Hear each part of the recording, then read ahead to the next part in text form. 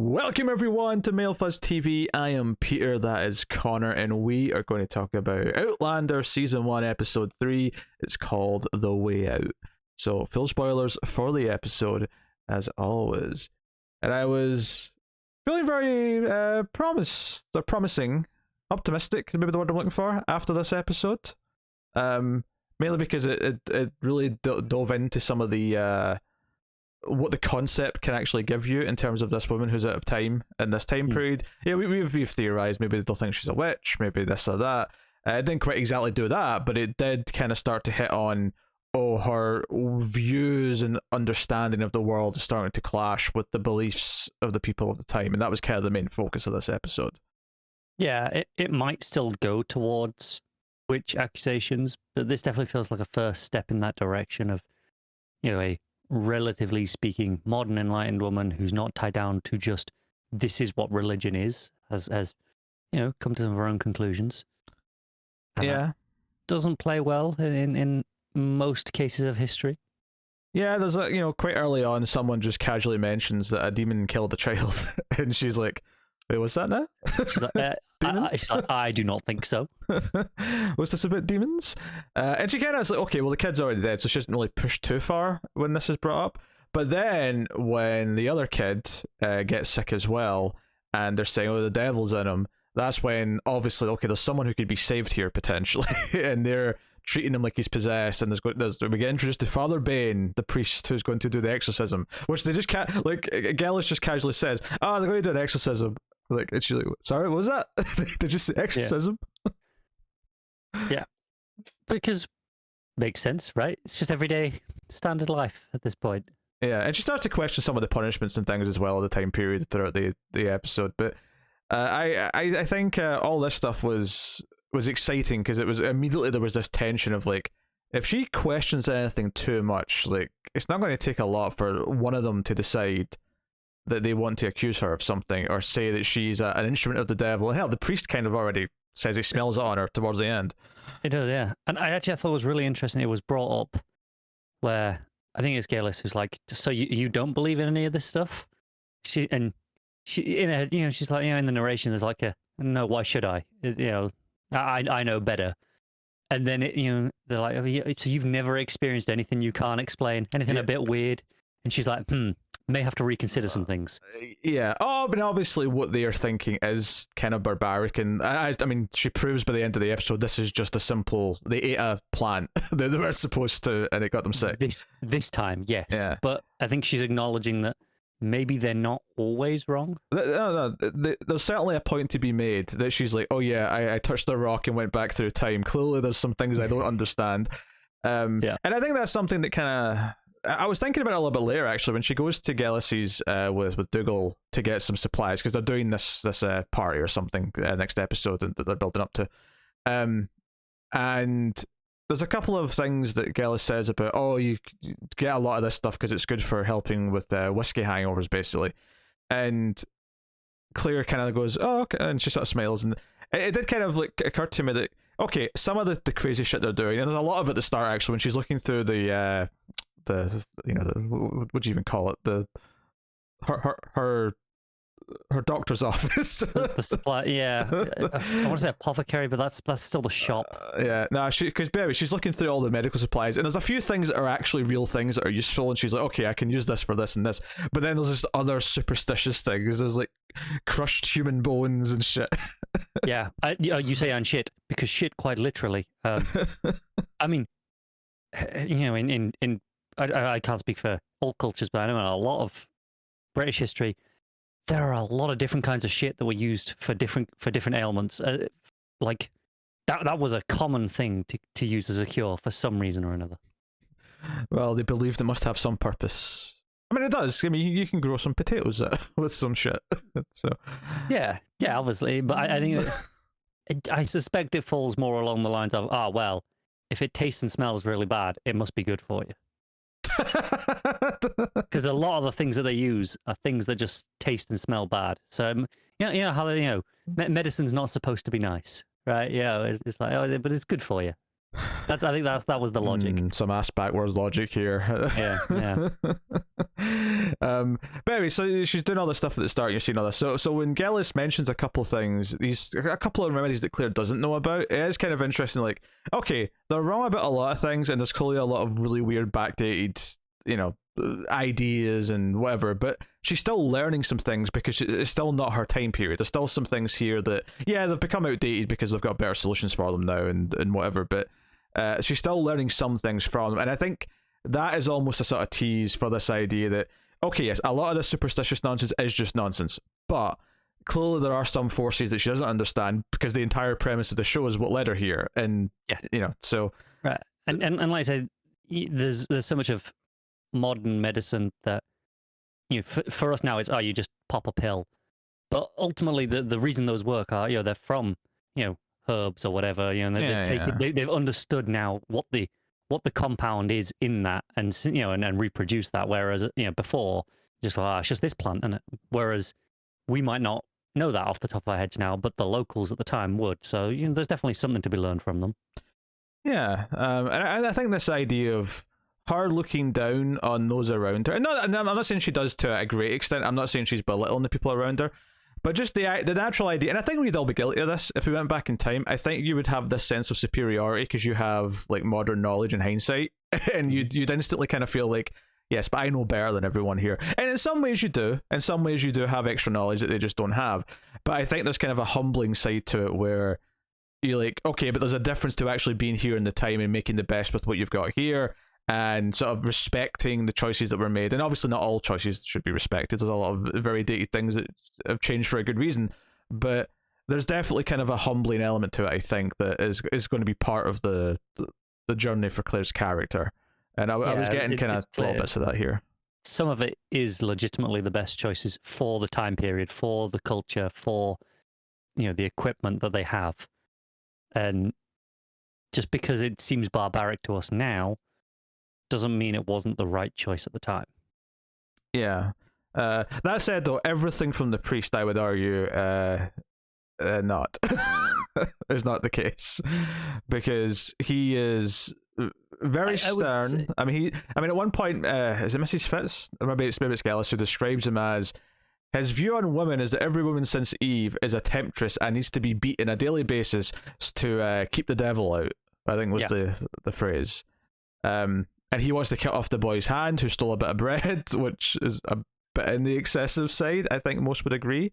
It does seem extreme, yeah. I would also argue that nailing his ear to a post is also pretty excessive. I mean, it was darkly funny a little bit in the scene when Claire convinces Gellis to help her talk the guy in charge out of doing this, and then turns around and goes, yeah, he's getting the next thing down, so it's fine. Oh, what's the next thing down? Oh, he's getting his ear nailed to a post.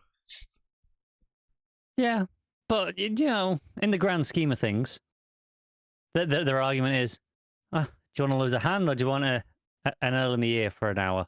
Like, that's your call, right? Maybe a pretty nasty scar after he's pulled his ear out. Well, yeah, but better than losing a hand. I doesn't make it good enough. No, but it's a step in the right direction. Of course, this is also used to build the camaraderie with Claire and Jamie, because Jamie ends up helping her get the kid out of the peril by sort of making a distraction, pulling the nail out. He already had it nailed in. He's learned his lesson, I think, by this point. This has already been kind of traumatic. Yeah. And there's a lot of, obviously, the romance between them is a constant part of the show, and it's here throughout the episode. In particular, she kind of tries to set him up with this younger girl who's clearly into him. The younger girl clearly can tell that he's not into her, but Claire tries to sort of push it along anyway, and tries to even joke about it later on. And is even critiqued by one of the guys at the table, but hey, he needs a woman, and she's just a little girl, and she's always going to be a little girl. And obviously to the audience we're yeah, because Claire's the most modern woman, literally, here, in so many ways. So so they're doing that. I think what helps this stuff is that they do have chemistry. There is a side to that.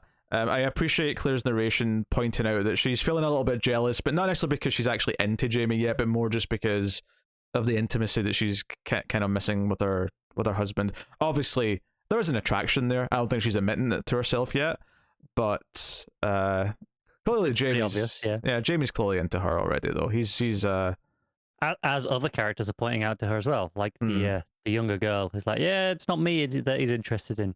yeah, painfully obviously, and I kind of makes sense that Claire's been a little oblivious because she's so determined to leave and never come back, get back to her husband. She's not really considering the idea that she's going to be stuck here for a long time. She's determined to go. I will say I'll critique the character a little bit, not necessarily in the writing. I'm not necessarily saying this was a writing like fabu, but I do think the character was a little naive to think that, oh, I'll do a good job and gain their trust and therefore I'll be able to leave.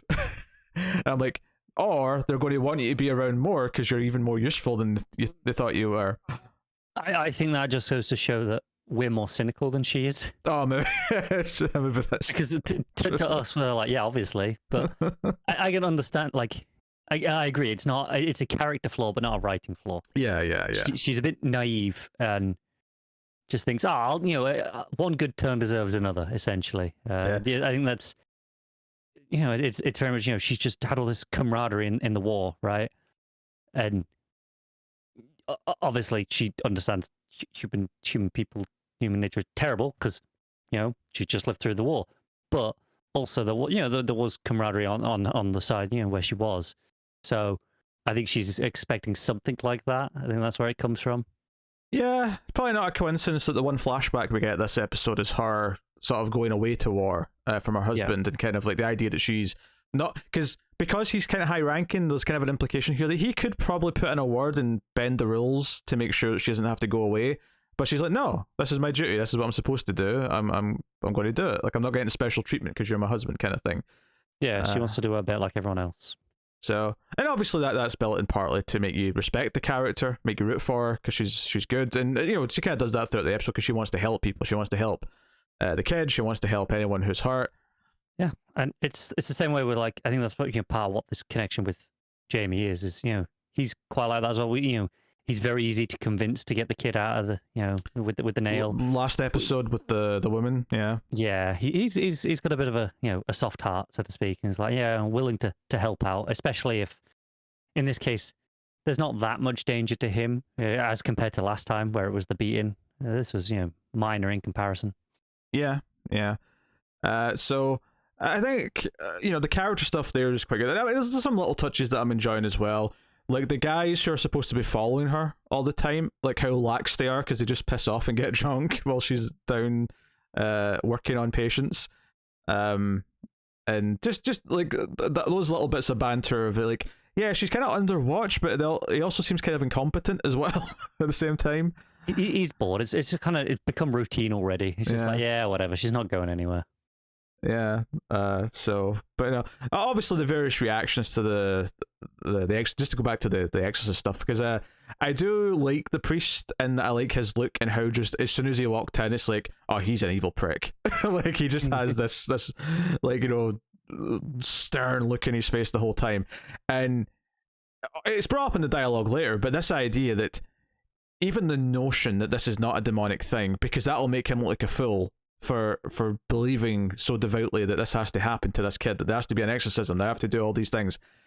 That when she comes in with proof, because she's convinced Jamie to take her out to this this place where the demons are, right, and it turns out, oh no, it's just a plant.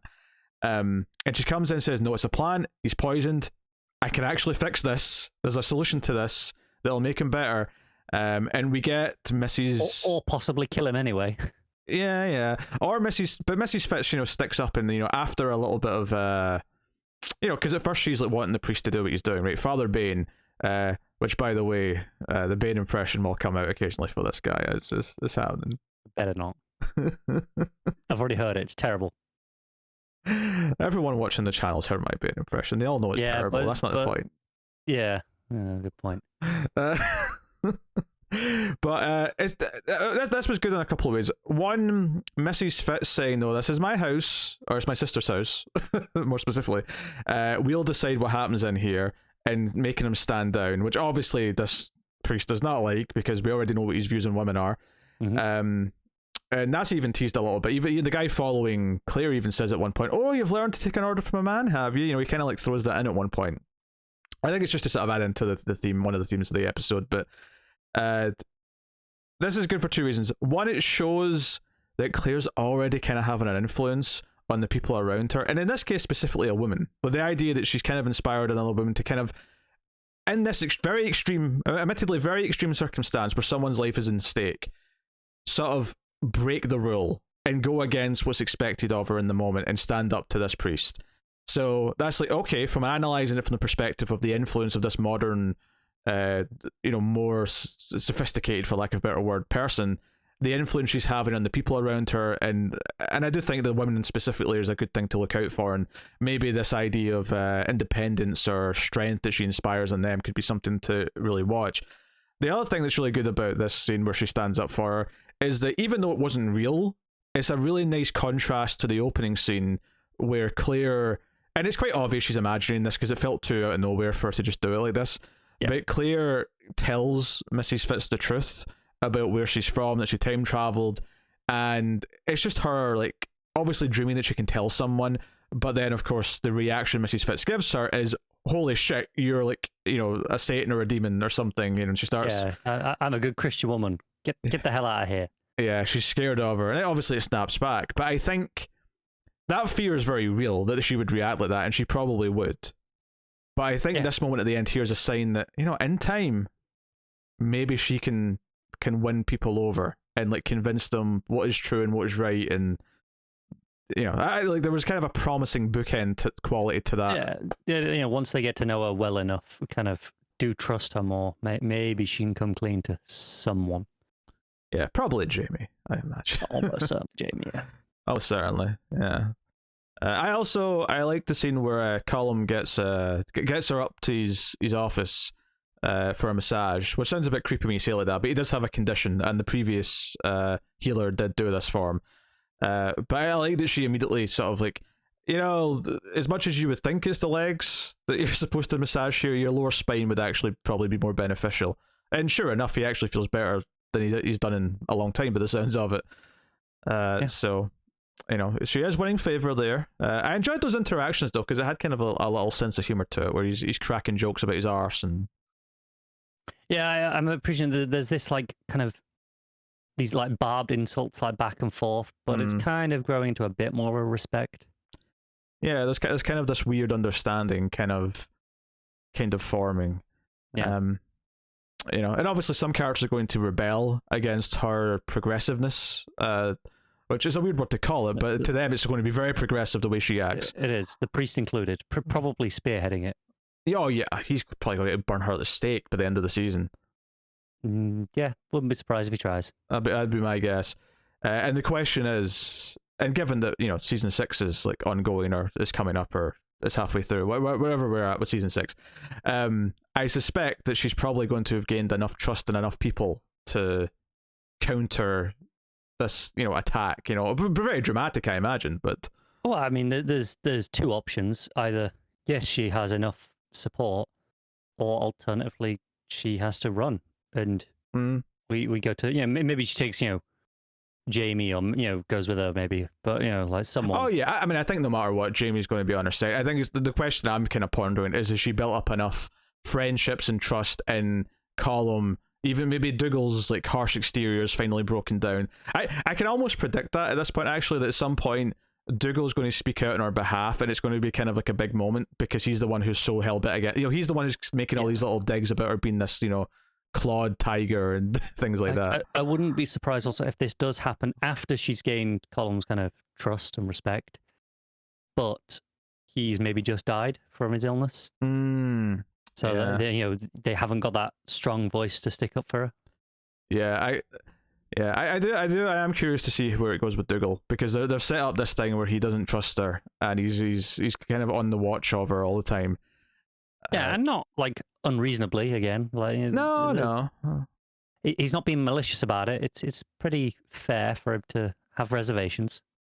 But I am curious because I think if you turn him, if he becomes a believer in her in some way, and that may be a while away if it ever happens, but that could be a pretty meaningful turning point if it does.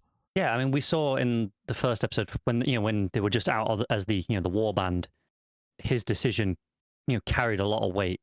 He's clearly he's an influential figure in the community, so he will have a significant impact on whatever happens to her. Yeah, yeah. I think even just from like a viewer perspective, like having this character do this, make this change would be. I don't want to compare it to a couple of things, but they're all very spoilery for the things I'm talking about because they're all late game, characters finally, stick up for someone they hated the whole time, kind of thing. Yeah. But yeah, you can see what I'm getting at there. Yeah, there's a very interesting bit at the end though. So that this gathering started. I will say I had a slight nitpick. Well, not even a nitpick. It's a weird thing in the dialogue early on where I think Mrs. Fritz mentions the gathering is happening, and Claire goes, "Oh, what's that?" And it confused me for a second because I'm like, "What do you mean? You don't know what a gathering is? What are you talking about?" And it's like, oh, it's specifically a thing that's titled The Gathering, but yes, the Gathering, capital G. But the way the sentence was framed, I didn't get why Claire responded with, "Oh, what's that?" I wouldn't, because this is one of the. So I watch most things with subtitles. Sure. Including this, so I saw The Gathering, with the capitals. So when I never had that disconnect. So maybe because because I'd seen it like that. Yeah, because even though obviously the word "the's" there, but that could just sound like you're saying the gathering that's coming up. The gathering tomorrow. Which could be any gathering. Absolutely could. Yeah. So I don't know. That struck me as like just a slight little kink. It's like I don't know. It's like a thing, as in a Danish thing. Yeah. Being like it's just it's a word for like a meeting, or like in this case, like a gathering. But it's a specific thing. This is a specific. Yeah. It was like a few years ago when I first ever heard of Star Wars Celebration. No one called it Star Wars Celebration. They just said Celebration. And I kept saying, what's this generic celebration everyone's talking about? I was so confused. I'm looking forward to going to Celebration again next year. Just saying. Whatever. Anyway, so Jamie's so excited to sit with her. He runs over and he's like, "Oh, didn't you see me waving at you?" And he pulls her by the hand and says, "Come sit with me." Like, go on. Let's go some wine and watch the harp. Yeah. And yeah, so the guy with the harp's like telling this story, singing a story effectively. This is their entertainment in this century. I won't judge. clearly, I'm sure it was quite exciting at the time, but obviously quite old school by our standards. But Jamie's translating what the lyrics are saying as the guy's playing, and it sounds suspiciously a lot like Claire's story. Which makes her shit a brick, effectively. But be hopeful because it actually ends with the person who goes through time. And they don't use the word time travel, obviously, in the story. They call it they say a different land. Yeah. So they make it sound like they go somewhere else, not somewhen. Yeah. But it does sound like the person in the story did return home. Yeah, and there's a little bit of her kind of asking Jamie, and it's clear like, okay, this is like local folktales. There's not like a one-time thing. This yeah. This happens. People have done this. It's a common enough story that everyone kind of knows it. And he says, "Oh, so she got back then." And Jamie said, "They always do." So every version of this story always ends with them going back. Yeah, I think it's interesting to, and obviously I'm not surprised that it's doing this, but tying into the idea of folklore and folktales as being kind of what the cause of this is, and that tying into her kind of dismissal of supernatural things and whatever she can't explain.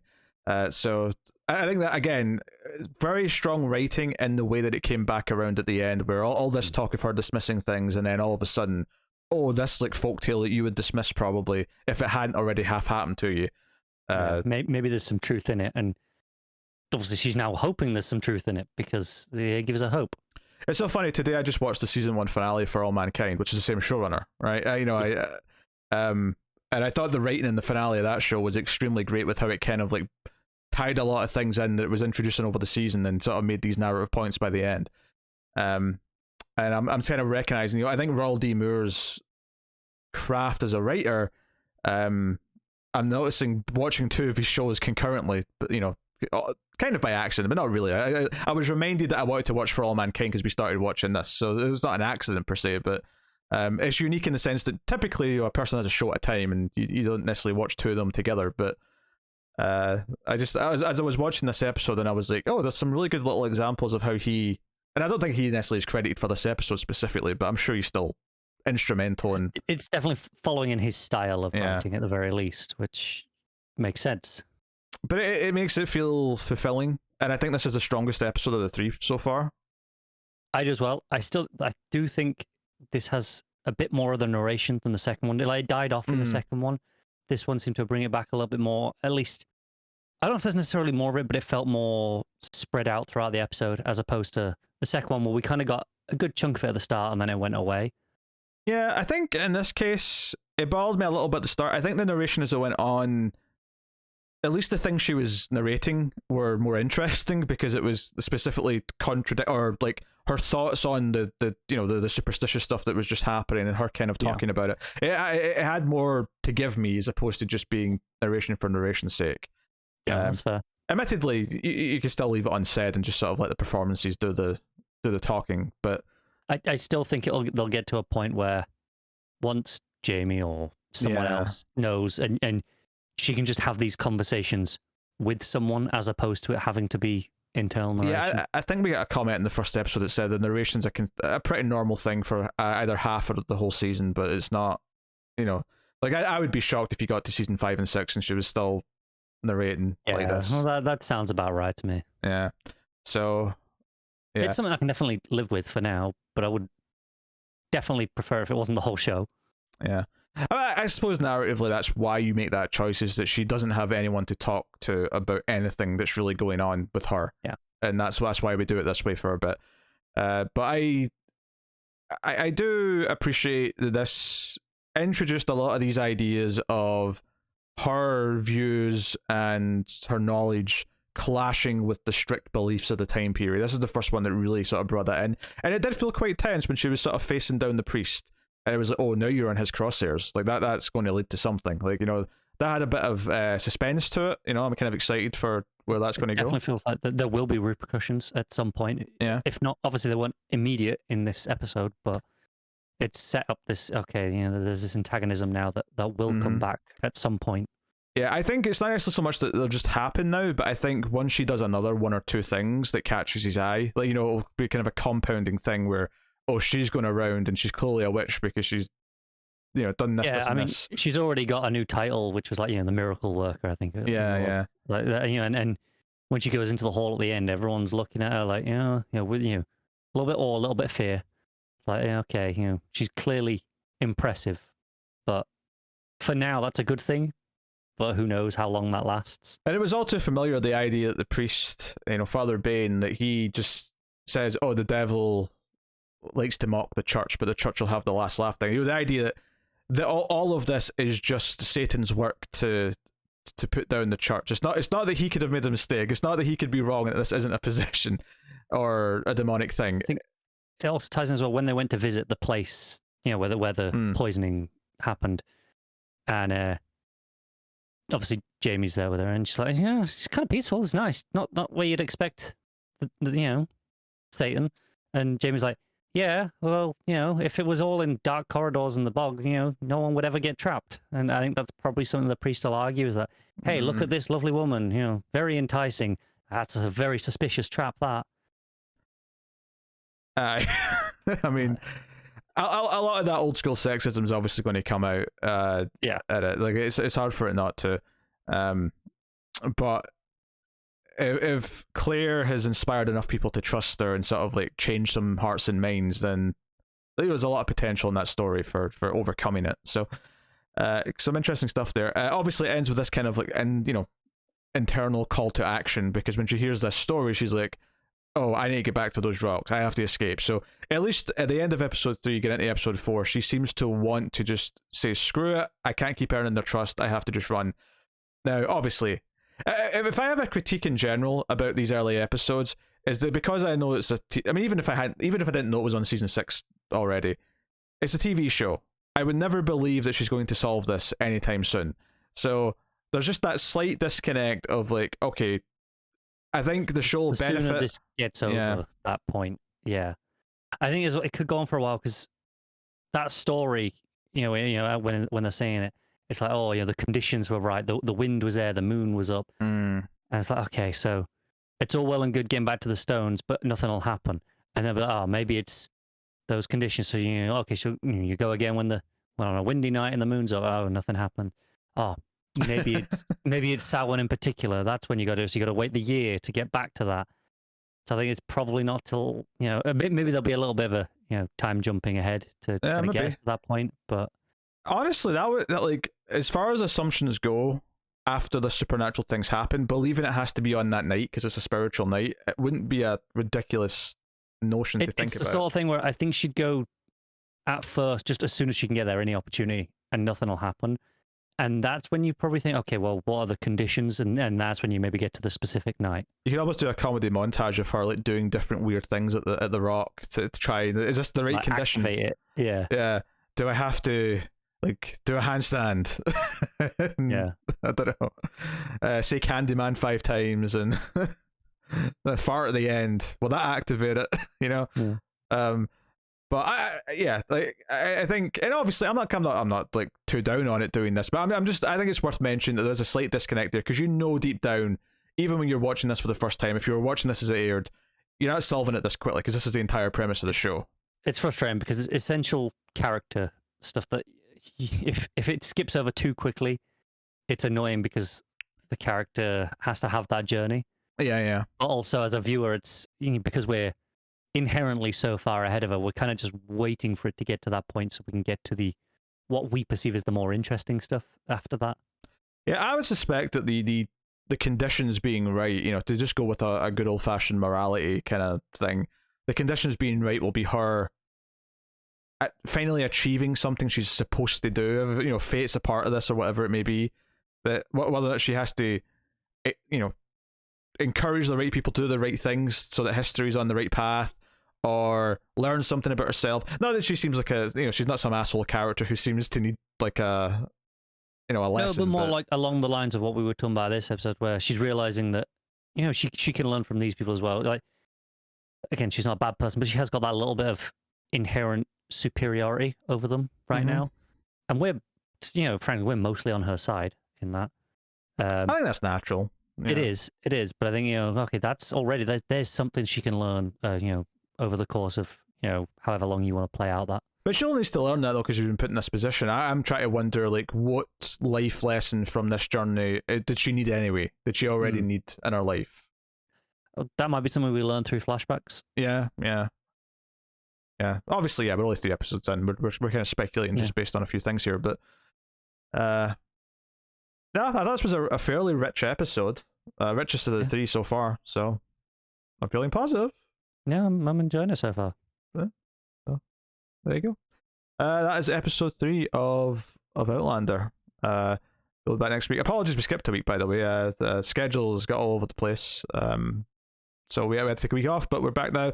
And we will see you again next week for episode 4. So let us know what you thought of episode 3 in the comments below. Like, subscribe, ding the bell for notifications. All those things do help. And of course, if you want to help us out financially, you can do that by hitting the super thanks button below the video, or going over to patreon.com/MailFuzzTV and supporting us on a regular basis. That would be very bonny of you.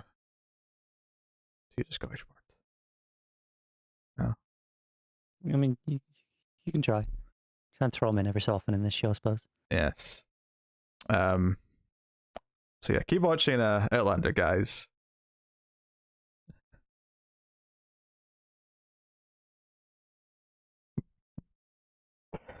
The power of Christ compels you.